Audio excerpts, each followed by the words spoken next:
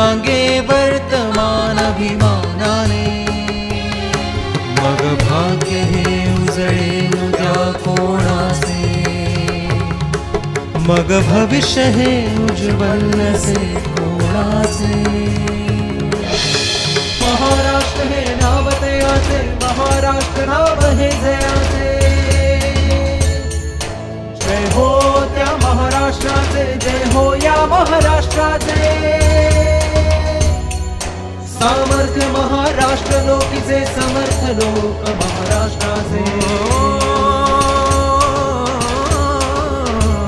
जय महाराष्ट्र, जय महाराष्ट्र, जय महाराष्ट्र, जय महाराष्ट्र। जय महाराष्ट्र, जय महाराष्ट्र, जय महाराष्ट्र, जय महाराष्ट्र।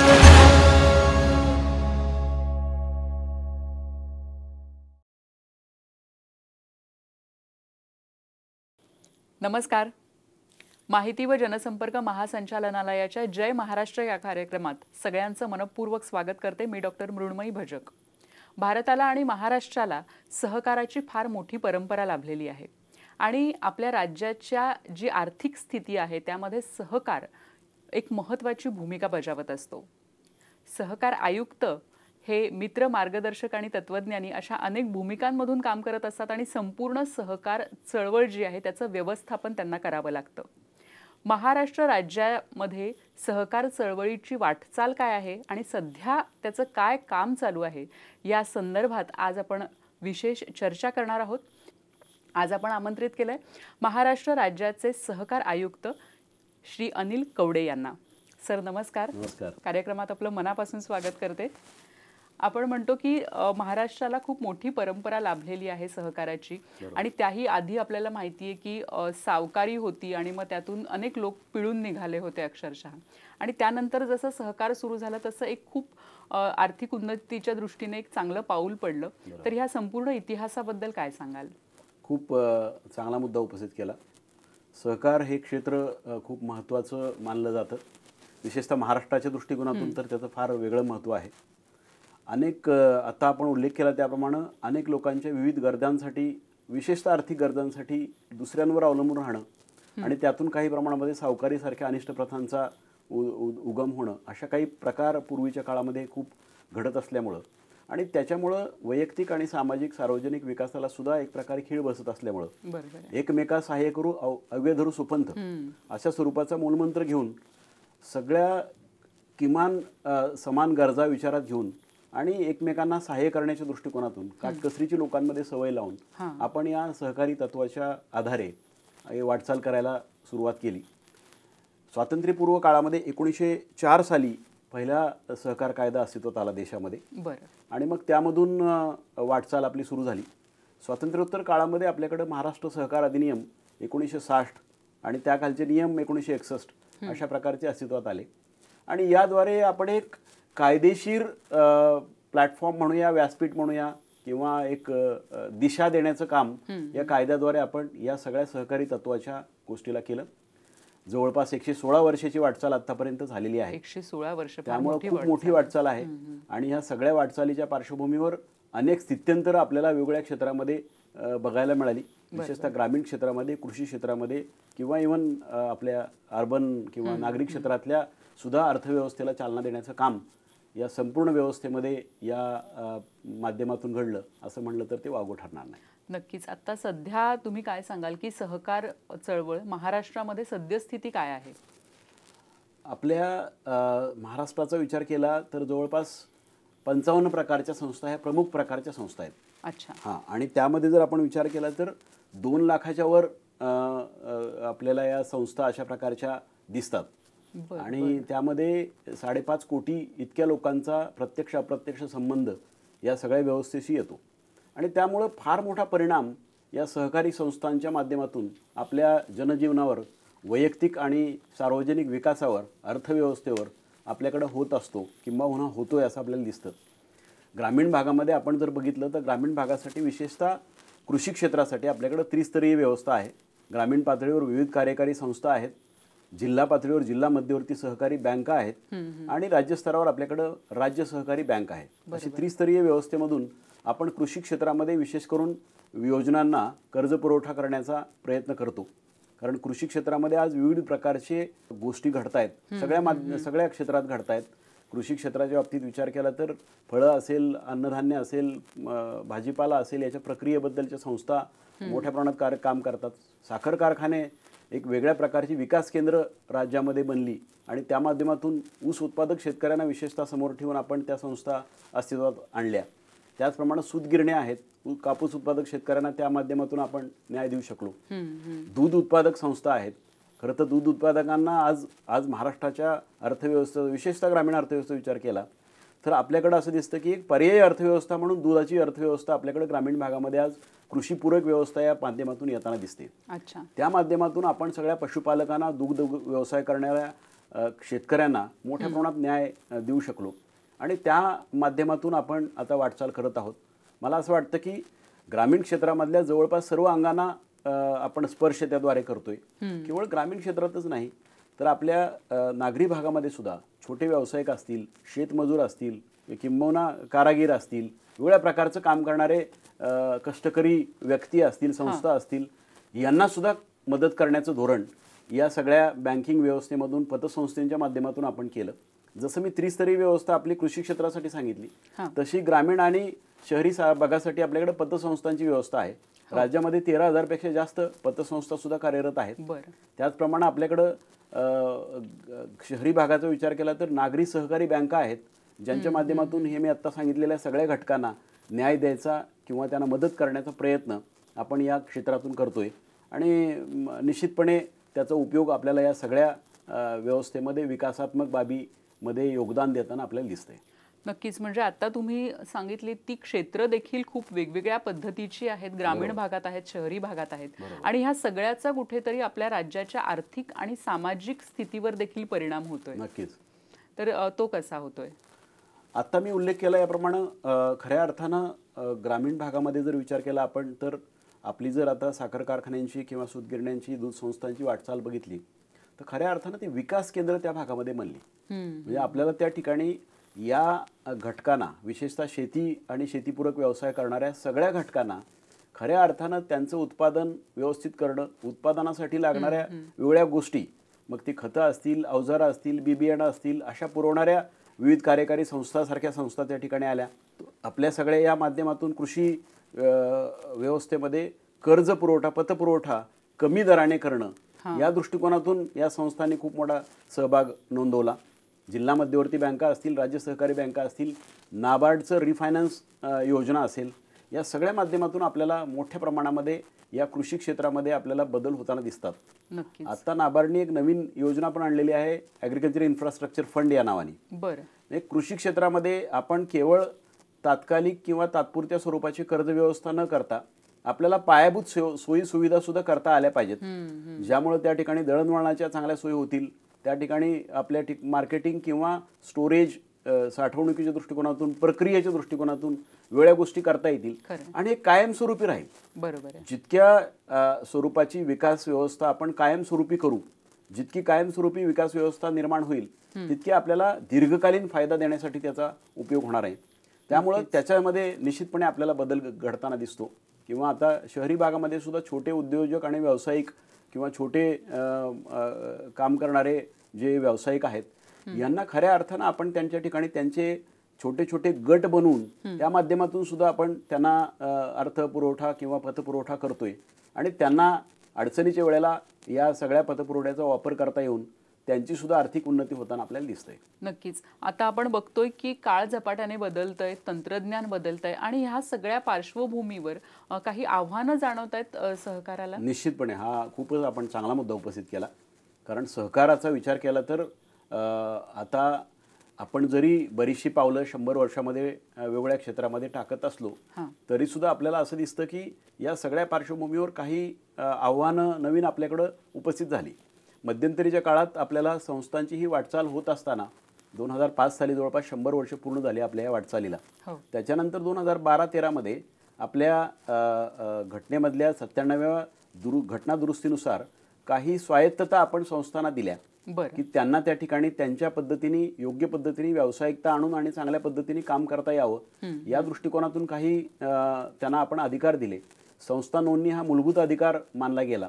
त्याचप्रमाणे त्या ठिकाणी लेखापरीक्षकाची निवड करणं आणि या सगळ्या स्वायत्ततेच्या माध्यमातून त्यांचा स्वयंचलित आणि स्वयंपूर्ण असा विकास व्हावा अशी आपण त्या ठिकाणी ध्येय धोरणं घेतली.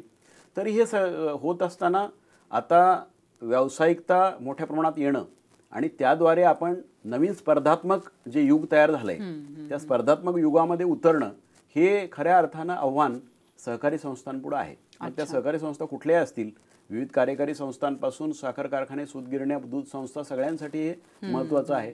कारण जगामध्ये वेगवेगळ्या प्रकारचे शोध नवनवीन लागतायत, नवीन क्षेत्रामध्ये शोध लागतायत आणि या सगळ्या शोधांचा आपल्याला त्या ठिकाणी विचार करून आपल्या या वाटचालीमध्ये जर आपण बदल घडवू शकलो नाही तर मग आपल्याला त्यामध्ये खऱ्या अर्थानं एक कमर्शियल मॉडेल म्हणून, एक व्यावसायिक मॉडेल म्हणून आणून आपण चांगल्या पद्धतीचं उत्पादन, चांगल्या पद्धतीचा भाव त्या उत्पादनाला देऊ शकणार नाही. आणि म्हणून हा एक महत्त्वाचा मुद्दा आहे. यासाठी खऱ्या अर्थानं आज चॅलेंजिंग जे आहे ते संगणकीकरण करण्याचं आहे. कारण आता लोकांना कुठलाही ग्राहक असेल, बँकेचा, पतसंस्थेचा ग्राहक असेल तर त्याला पारदर्शक सेवा पाहिजे, अचूक सेवा पाहिजे, वेगवान सेवा पाहिजे. त्याद्वारे आपण विश्वासार्हता निर्माण करणार आहे. त्यामुळं या दृष्टीने विचार केला तर मला असं वाटतं की या संपूर्ण व्यवस्थेमध्ये जितकं संगणकीकरण आपण आणू, जितकं आपल्याला सुलभता आणता येईल, जितकं लोकाभिमुखता आणता येईल, तितक्या या संस्थांबद्दलची विश्वासार्हता सुद्धा लोकांच्या मध्ये वाढणार आहे. आणि हे खरं मला वाटतं आव्हान आहे जे पेलण्यासाठी या सगळ्या बाबी आत्मसात करणं आणि या सगळ्या बाबींचा आपल्या कामामध्ये अवलंब करणं ही आपल्या पुढची आजची महत्त्वाची भूमिका किंवा गरज आहे. नक्कीच. आता ह्या ही जी सगळी आव्हानं आहेत त्याला तुम्ही काय आणि कसा तोडगा काढताय तर त्याच्याबद्दल आपण चर्चा करणारच आहोत. पण आता तुम्ही म्हणालात की 2005ला 100 वर्ष झाली आणि 2006-07च्या दरम्यान थोडीशी सहकारी संस्थांमध्ये आपण मंदी आली होती असं म्हणू शकतो, विशेषतः पतसंस्थांसाठी. तर तो काय काळ होता? तर आपण आता उल्लेख केला त्या सालाचा 2006-07 या दरम्यान जवळपास 469 पतसंस्थांमध्ये आपल्याला गैरव्यवहार झाल्याचं दिसून आलं. मग त्याची आपण तपासणी केली, त्याच्यावर वेगवेगळ्या ठिकाणी प्रशासक नेमणं, व्यावसायिक नेमणं आणि कारवाई करणं, आपल्या ठेवीदारांचं हित संरक्षणासाठी काही गोष्टी बघणं, या सगळ्या गोष्टी आपण त्या ठिकाणी केल्या. किंबहुना पुढच्या काळामध्ये सुद्धा ते करणं आवश्यक होतं. आणि या दृष्टिकोनातून एक स्थायी स्वरूपाची व्यवस्था असावी, एक आपण पर्यवेक्षकीय यंत्रणा निर्माण व्हावी, काही बंधनं, काही नियम घातले जावेत ज्याद्वारे या संस्थांचं संचालन व्यवस्थित होऊ शकेल. यासाठी नियामक मंडळाची संकल्पना पुढे आली आणि नियामक मंडळ सहकार आयुक्तांच्या अध्यक्षतेखाली स्थापन करण्यात आलं. या नियामक मंडळाच्या नियमित बैठका दरमहा होत असतात आणि त्यामध्ये आपण जी नवीन आव्हानं येत आहेत किंवा नवीन गोष्टी करायच्यात त्याच्याबद्दल आपण चर्चा करत असतो. व्याजावर, ठेवीवर किती व्याज द्यावं, कर्जावर किती व्याज लावावं, कुठल्या पद्धतीचं तारण घ्यावं. कारण जे अडचणीत आले त्याच्या कारणांमध्ये आपण गेलो. कारणांमध्ये जाताना दिसलं की काही कर्ज त्याच्या मर्यादेपेक्षा जास्त देणं असेल, विना तारण देणं असेल, अशा स्वरूपाच्या सगळ्या गोष्टी किंवा चुकीचं व्यवस्थापन या सगळ्याच्या गोष्टीतून आपल्याला दिसून आलं. म्हणून नियामक मंडळच्या माध्यमातून आता आपण नियंत्रित करण्याचा हा प्रयत्न करतोय.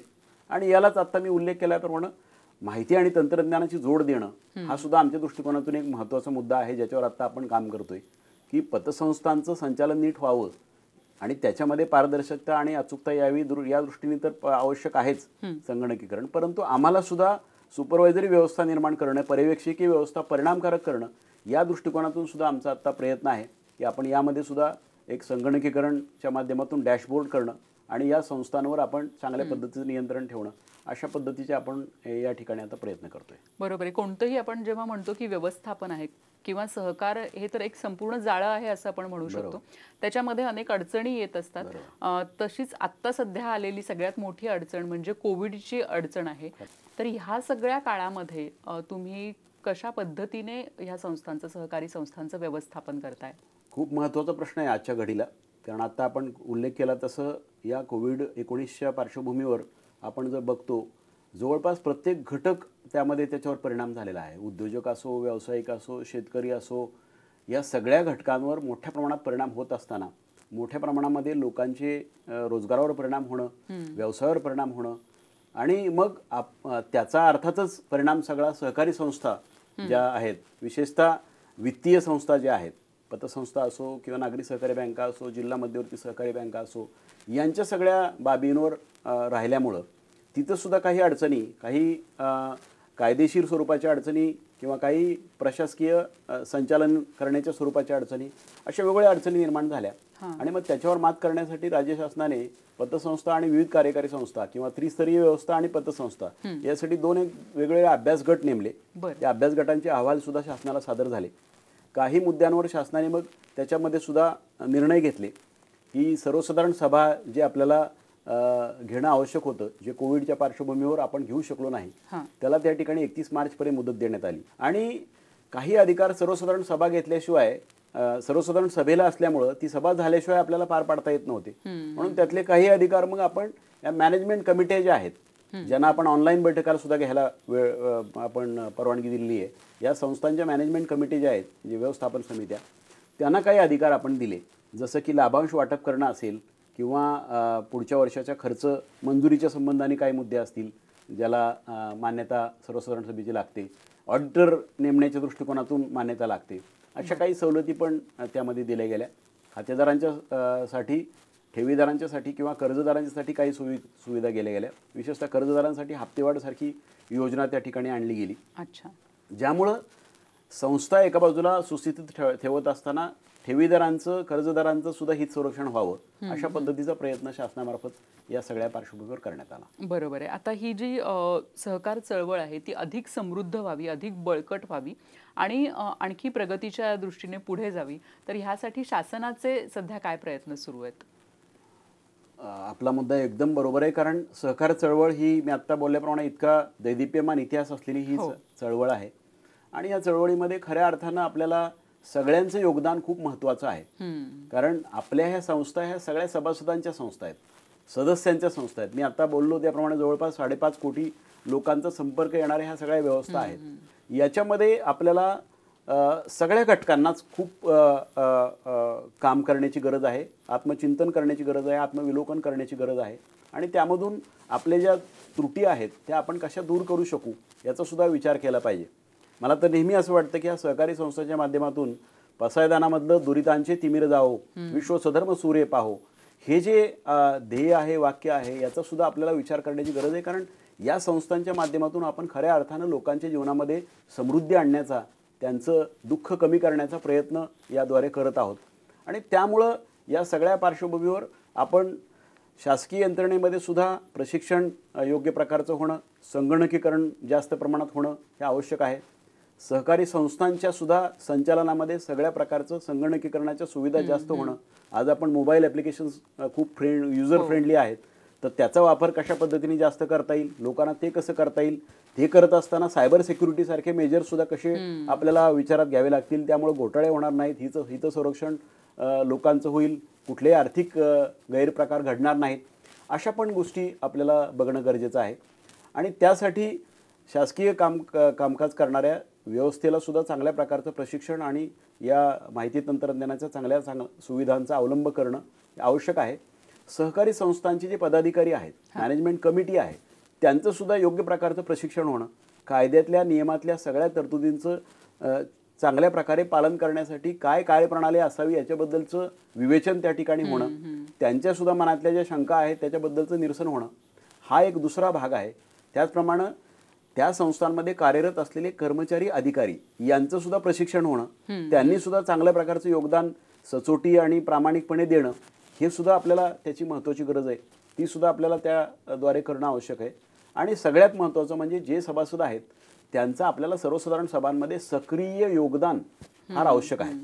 जितकं आपल्याला ह्या सभासदांचं चांगल्या प्रकारचं योगदान आपल्याला दिसेल तितक्या चांगल्या प्रकारचं कामकाज आपल्याला ह्या व्यवस्थेमध्ये झाल्याचं दिसेल. त्यामुळं मला असं वाटतं की या सगळ्या व्यवस्थेमध्ये सभासद, सहकारी संस्थांचे पदाधिकारी, अधिकारी आणि शासकीय यंत्रणा या सगळ्यांचा जर आपण समन्वय योग्य प्रकारे करू शकलो, सगळ्यांच्या मनामध्ये एक चांगला भाव निर्माण करून चांगल्या प्रकारची व्यवस्था निर्माण करू शकलो, तर निश्चितपणे आपल्याला या संपूर्ण व्यवस्थेचं आपल्याला आणखीन मोठा उज्ज्वल भविष्यकाल आहे असं आपल्याला म्हणता येईल. आता म्हणालात की सहकार योजना आहेत, तर जास्तीत जास्त लोकांना जर ह्यामध्ये सहभागी व्हायचं असेल आणि जे सहभागी नाही आहेत आज, तर अशा कोणत्या योजना आहेत की जेणेकरून सामान्य माणूस ह्यामध्ये सहभागी होऊ शकतो? आत्ता मी उल्लेख केला त्यातली महत्त्वाची योजना मी आता सांगितली की मानवी हस्तांतरण. सहकारी गृहनिर्माण संस्था ज्या आहेत, ज्यांच्यामध्ये अजूनही ज्या जमिनीवर ह्या इमारती उभ्या आहेत त्यांचं हस्तांतरण होणं, ही प्रक्रिया बऱ्याच सोसायट्यांमध्ये झालेली नाही. तर त्यामध्ये लोकांचा सहभाग मोठ्या प्रमाणात होणं आणि सभासदांचा सहभाग होणं हे आपल्याला त्या ठिकाणी मिळणं आवश्यक आहे. दुसरा महत्त्वाचा मुद्दा मी उल्लेख केला तो पुनरुल्लेख करेन, किसान क्रेडिट कार्डचा. आणि मोठ्या प्रमाणात या किसान क्रेडिट कार्डचं अवलंब करणं आणि त्याच्यामध्ये आपण ज्या योजना आणल्यात त्याचा लाभ घेणं आवश्यक आहे. अशा ह्या दोन महत्त्वाच्या आहेत. आणि तिसरी मी आता सांगितलंय, जितके लोक आपल्या नेटवर्कमध्ये येतील, जितके आपल्या ह्या रचनेमध्ये सहभागी होतील, सभासद होतील, त्यांना पुढच्या काळामध्ये खऱ्या अर्थानं आपण विविधांगी प्रकारचे लाभ आपल्या विविध कार्यकारी सोसायट्यासारख्या सोसायट्यांमधून सुद्धा देऊ शकू. त्यामुळे या सगळ्या पार्श्वभूमीवर लोकांनी सहभागी व्हावं असं मला वाटतं. नक्कीच, म्हणजे लोकांचा सहभाग हा खूप महत्त्वाचा आहे आणि लोकांनी सहभागी व्हावं असं सरांनी आवाहन केलेलंच आहे. ज्या सहकारी संस्था आत्ता आहेत अस्तित्वात, तर त्या संस्थांना तुम्ही काय सांगाल? आता या पार्श्वभूमीवर सहकारी संस्थांसाठी मी असं सांगेन की इथून पुढच्या काळामध्ये आपल्याला मी आत्ता उल्लेख केल्याप्रमाणे संगणकीकरण आपल्या संस्थांमध्ये चांगल्या प्रकारचं कसं होईल, योग्य प्रकारच्या सेवा अचूक आणि पारदर्शक पद्धतीने कसे देता येईल याच्याबद्दलचा प्रामुख्यानं विचार करणं आपल्याला आवश्यक आहे. आपल्या संपूर्ण व्यवस्थेमध्ये कार्यक्षमता आणणं, प्रशिक्षणाद्वारे चांगल्या प्रकारची सेवा देण्यासाठी अभ्यासपूर्ण लोकांना मार्गदर्शन करणं आणि चांगल्या प्रकारची सेवा देणं ह्या गोष्टी आवश्यक आहेत. आणि संस्थांनीसुद्धा त्यांच्या पातळीवर प्रयत्न करायला पाहिजेत की आपल्याला या सभासदांचा सहभाग योग्य पद्धतीने करण्यासाठी, आपल्या संस्थेची विश्वासार्हता वाढवण्यासाठी काय प्रयत्न केले पाहिजेत, लोकांना कुठल्या गोष्टी सांगितल्या पाहिजेत याच्याबद्दल पण विचार केला पाहिजे. त्या दृष्टिकोनातून सर्वांनी प्रयत्न करावेत असं मी या ठिकाणी आवाहन करतो. या सगळ्या सहकारी संस्था आहेत, या सगळ्या सहकारी संस्थांचं व्यवस्थापन आणि शासनाचं नियंत्रण यांचा जो समन्वय आहे तो कशा पद्धतीने साधला जातो? आपल्याकडं सहकार हे कायदा अस्तित्वात आल्यानंतर त्याच्यासाठी यंत्रणा निर्माण झाली. आपल्याकडं राज्यस्तरावर माननीय मंत्री, माननीय सचिव, त्याचप्रमाणे सहकार आयुक्ताच्या आपल्या आयुक्तालयामध्ये आहेत. आणि मग त्याच्या हाताखाली आपल्याला त्या ठिकाणी विभागीय सहनिबंधक आहेत, जिल्ह्यासाठी जिल्हा उपनिबंधक आहेत आणि सहाय्यक निबंधक आहेत. अशी व्यवस्था सहकारामध्ये आहे. तशीच व्यवस्था साखर व्यवस्थेमध्ये आहे, आपल्या वस्त्रोद्योग व्यवस्थेमध्ये आहे. अशा वेगवेगळ्या व्यवस्थांच्याद्वारे आपण या संस्थांचं वेगळ्या प्रकारचे जे संचालन आहे, कारण कायदा अस्तित्वात आला पण कायद्याची अंमलबजावणी सहकारी संस्था योग्य पद्धतीने करतात का हे फार महत्त्वाचं आहे. कारण ज्या लोकशाही तत्वावर आणि सहकारी मूल्यांवर आधारित या व्यवस्था आहेत, या व्यवस्था त्या पद्धतीने पुढच्या काळात चालण्याच्या दृष्टिकोनातून एक चांगल्या प्रकारची पर्यवेक्षकी व्यवस्था आणि आपण सुरुवातीला उल्लेख त्या केल्याप्रमाणे मार्गदर्शकाची सुद्धा भूमिका पार पाडण्यासाठी सहकार खात्याचं महत्त्वाचं काम त्यामध्ये आहे. आपण या कायद्यातल्या तरतुदी किंवा आर्थिक व्यवस्थापनामध्ये घालून दिलेले निर्बंध याचं योग्य प्रकारे पालन होतं का हे बघण्यासाठी लेखापरीक्षणाची व्यवस्था केलेली आहे. अच्छा, आता मी सुरुवातीला बोललो त्याप्रमाणे लेखापरीक्षक संस्था नियुक्त करू शकते. पण संस्थेचं लेखापरीक्षण योग्य होतं की नाही हे बघण्याची जबाबदारी किंवा बघण्याची व्यवस्था सुद्धा शासनाकडे आहे. त्यासाठी एक प्रणाली आपण विकसित केलेली आहे की ज्यामुळे आपण हे रिपोर्ट सगळे जे लेखापरीक्षणाचे आहेत ते शासनाकडे किंवा आयुक्तालयाकडे पाठवतो आणि मग त्या स्तरावरच्या व्यवस्था ज्या आहेत त्याचं पालन झालं की बघतात, दोष दुरुस्ती झाली का, योग्य झाली का, काही आणखी आर्थिक गैरव्यवहार झाले का, मग त्याच्यावर कारवाई केली का, अशा स्वरूपाचं एक व्यवस्था आहे. आणि दुसरं मी आत्ता बोलत होतो त्याप्रमाणे खऱ्या अर्थानं सहकारी मूल्यांचा अवलंब करण्यासाठी किंवा या सगळ्या कायद्यातल्या सगळ्या तरतुदींचं योग्य पद्धतीने पालन होण्यासाठी चांगल्या प्रशिक्षणाची सुद्धा गरज आहे. आणि त्यासाठी आपल्याकडे 8 प्रशिक्षण संस्थासुद्धा कार्यरत आहेत राज्यामध्ये. या प्रशिक्षण संस्थांच्या माध्यमातून सुद्धा आपण कायदा, त्याच्यातले होणारे बदल, वेगवेगळे शासनाचे निर्णय, परिपत्रकं, त्याचप्रमाणे आत्तापर्यंत आपल्याला लेखापरीक्षणामध्ये दिसून आलेल्या चुका या सगळ्यांचा आपण त्या ठिकाणी उहापोह करत असतो, जेणेकरून त्यांना त्या ठिकाणी योग्य पद्धतीचं मार्गदर्शन व्हावं आणि त्या चुका टाळल्या जाव्यात, त्याचा पुनरावृत्ती होऊ नये, ज्यामुळं या व्यवस्था नीट चालण्याच्या दृष्टिकोनातून ठेवीदारांचं हितरक्षण व्हावं, योग्य प्रकारचं आर्थिक व्यवस्थापन व्हावं आणि ह्या संस्था योग्य पद्धतीने चालल्यामुळं आर्थिक विकासामध्ये जे त्यांचं योगदान आहे ते खऱ्या अर्थानं विश्वासार्ह आणि योग्य पद्धतीचं व्हावं असा आपला हा प्रयत्न आहे. त्यामुळं एका बाजूला आपण संस्थेला व्यवस्थापनासाठी स्वायत्तता देतोय आणि दुसऱ्या बाजूला आपण सगळ्या नियमांचं काटेकोरपणे पालन होतं का आणि ठेवीदारांचं हित लक्षात घेऊन ते जपलं जातं का याच्यासाठी सुद्धा एक नियंत्रणाची व्यवस्था आपण केलेली आहे. या संपूर्ण व्यवस्थेमध्ये आपल्याला यांचा दोन्हीचाही समन्वय साधून आपण जर काम केलं तर मला वाटतं सहकार चळवळ बळकट होण्यामध्ये त्याचा निश्चितपणे चांगला उपयोग होईल. नक्कीच सर. सहकार चळवळ ही जी आहे ही अतिशय त्याची व्याप्ती मोठी आहे, मोठी चळवळ आहे आणि तितकीच एक मूल्याधिष्ठित अशी ही चळवळ आहे आणि ह्या चळवळीबद्दल आज आपण खूप छान माहिती करून घेतली. सर, आज आपण इथे आलात आणि खूप चांगली माहिती, वेगवेगळे मुद्दे आमच्या सगळ्या दर्शकांपर्यंत पोहोचवलेत. मी आपले मनपूर्वक आभार मानते. धन्यवाद. नमस्कार.